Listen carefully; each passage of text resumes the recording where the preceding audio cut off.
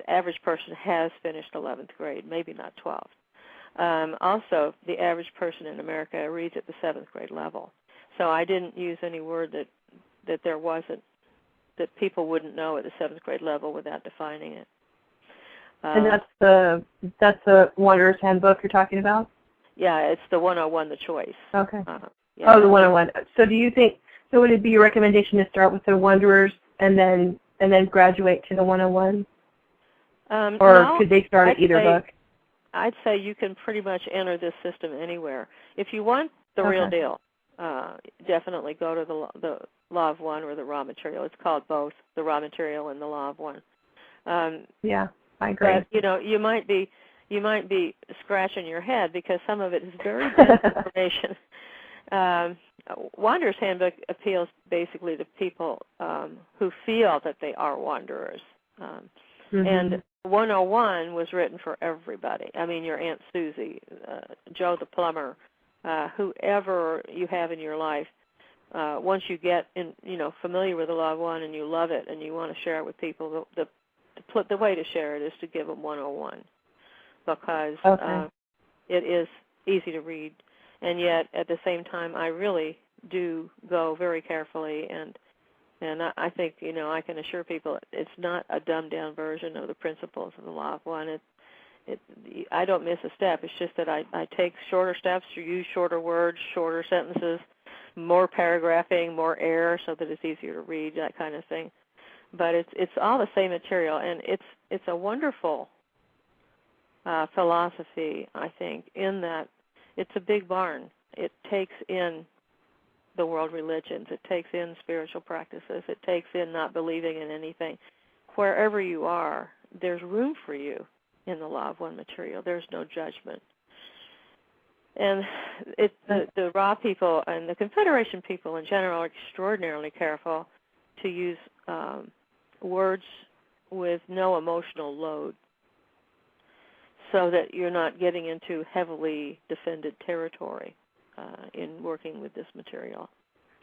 So I think it's a powerful, it's the best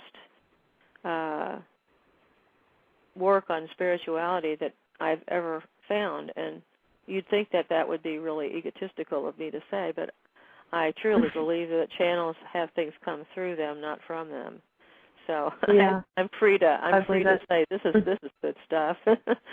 It is. I've been studying it for about I'd say a little over a year, and the Law of One is it's not just you go in and read it and go okay and comprehend it. It does take some time to kind of go through it, and you got to take your time read through it. But it's great to have the handbooks, and I know there's other people out there that are also helping groups of people, understand it and bring it into their perspective, or not perspective, but explaining it so that they can understand it. I'm going to try these callers again and see if they're back on. You want to take a break and check in? Good luck. No, okay, I'm fine. Let's see what happens. Okay, hold on. Hello, caller. Are you on the line? Hello? Okay, I'm going to go ahead and hang up. And I think we lost that one. We'll try 773.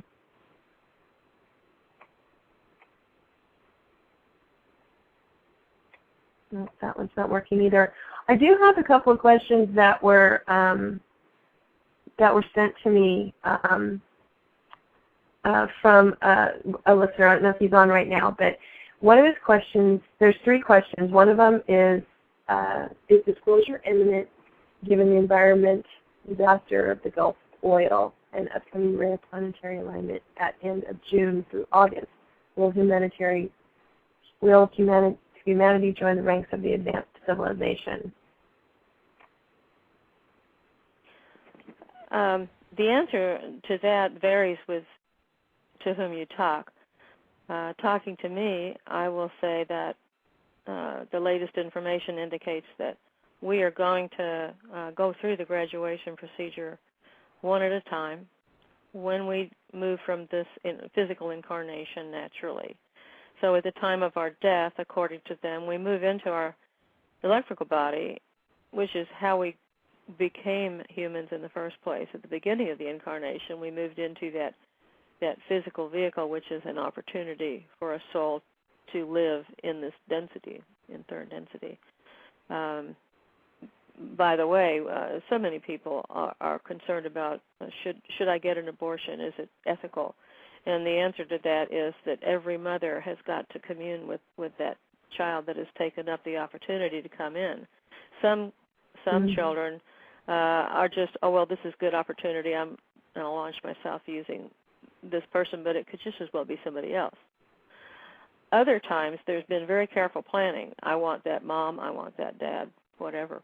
And there is a very close connection, which if, after you commune with the unborn child within, with that soul, you get a feeling of it was a casual choice or it was a very careful choice. And so it might be fine for somebody to say, look, you are the result of a rape, and I really don't want to have you. Can you come back when I'm in a better position?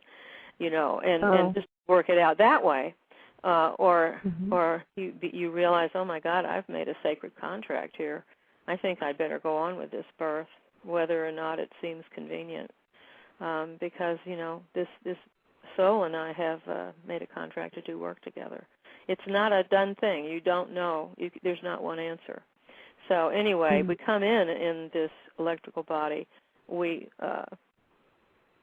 hook up in a very strong and final way with the physical, and we are with that body all the way through life. And then when the physical body becomes unviable, the silver cord breaks, and the electrical body moves on without a single break in consciousness into larger life. And all of a sudden, you're in this wonderful place. A lot of people have a lot of healing to do, but after the healing is done, after it's time to say, okay, I'm ready to move on, then you're walking these steps of light that I was talking about earlier. And every step has a very carefully controlled vibratory level of light. And at one point, which is not marked, it goes from third density to fourth density light. And I honestly think that a lot of sixth density wanderers who have awakened and have taken hold and stepped up to the plate and said, okay, I'm going to do this incarnation up, down, and sideways. I will serve. And they're probably going to walk all the way back to sixth density. But at any rate, the result of that is that either you didn't make it to fourth grade, you're still in third grade, and you need to repeat. So your soul moves to another planetary influence where you will have another 76,000 years of third density and have more time to make the choice. Or you've moved into fourth density and you've got way more options on your menus as far as what to do, how to learn, how to serve. And it becomes a much sweeter place because of the fact that there's no veil. I know what you're thinking. You know what I'm thinking. All is forgiven. Everyone is considered to be a great person regardless of what they're thinking. It's all in the vibration. And so you see that you're connected. It's so much easier to make the choices. So the fourth density, you begin that long series of incarnations where you're refining that choice and refining it more. One reason that people sometimes decide to come back into third density is because it's like boot camp. You can get more done as far as rebalancing your energy body in third density in one incarnation, one short incarnation, I might add, than you can in several in higher densities, because so much more is known that there's not as much power in any one choice. Power is different there, but it's an electrically based illusion rather than a chemically based illusion. So one is finally